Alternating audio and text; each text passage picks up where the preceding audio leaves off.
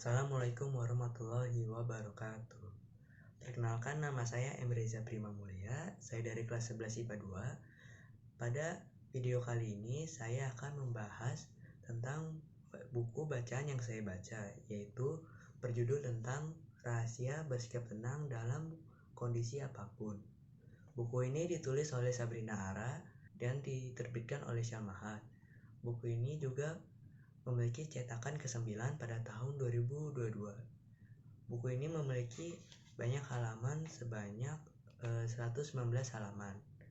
Buku ini menceritakan kepada pembaca bahwa untuk bersikap tenang itu sangat penting, di mana nanti dalam situasi atau masalah yang sedang kita hadapi, pastinya kan kita akan merasa depresi, stres, atau panik.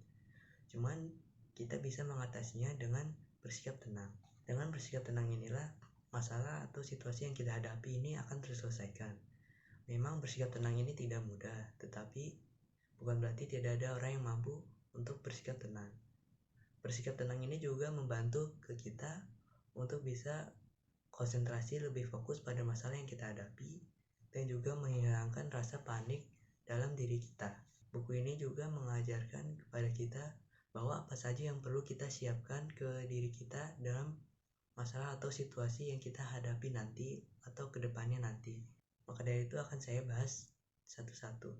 Mengenali diri sendiri ini juga perlu kita kenali juga bahwa dalam menghadapi masalah itu kita perlu mengenali diri kita sendiri, bahwa kita itu merupakan orang sosok seperti apa, dan juga harus mengetahui kelemahan dan kemampuan kita. Karena kebanyakan dari makhluk sosial seperti kita ini, kebanyakan orang itu berinteraksi dengan orang lain dan juga sering bergaul. Dengan seringnya dia bergaul dengan orang lain, dia terlalu sibuk menilai orang lain sehingga dia lupa menilai dirinya sendiri tentang jati dirinya.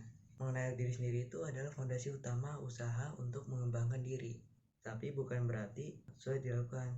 Kita hanya butuh sadar yang pentingnya mengenali diri sendiri. Sebab sejatinya mengenali diri sendiri adalah fondasi utama untuk mengembangkan diri. Dengan mengetahui kelemahan dan kemampuan kita, maka kelemahan dan kemampuan kita itu bisa diperkuat dengan potensi kita yang ada.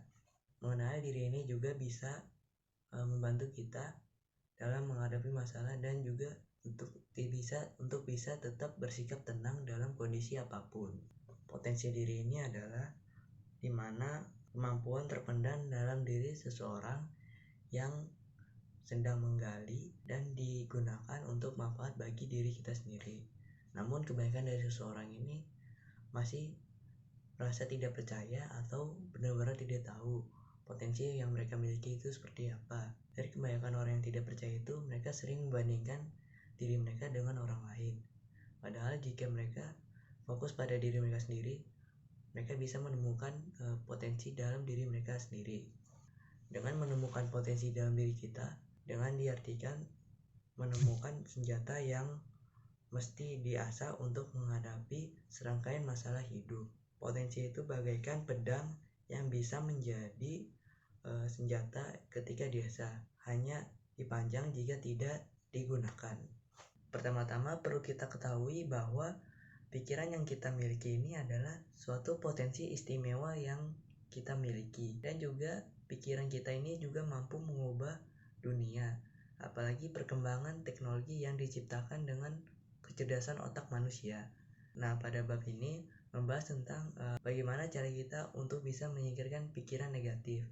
Pikiran negatif ini kan bisa aja datang dari rasa kecemasan kita atau kegelisahan kita, sehingga membuat kita bertanya-tanya pada diri kita, apakah kita bisa melakukannya, apa kita yakin bisa nyelesain ini semua.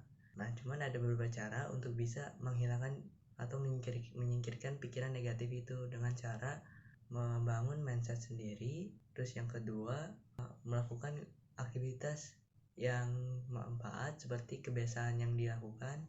Terus juga ketiga, mengubah pikiran kita itu menjadi energi tubuh. Dengan melakukan beberapa hal seperti itu, bisa saja kita menghilangkan pikiran negatif yang ada pada diri kita, sehingga kita bisa fokus pada suatu permasalahan atau cara berpikir kita dalam situasi kondisi tertentu.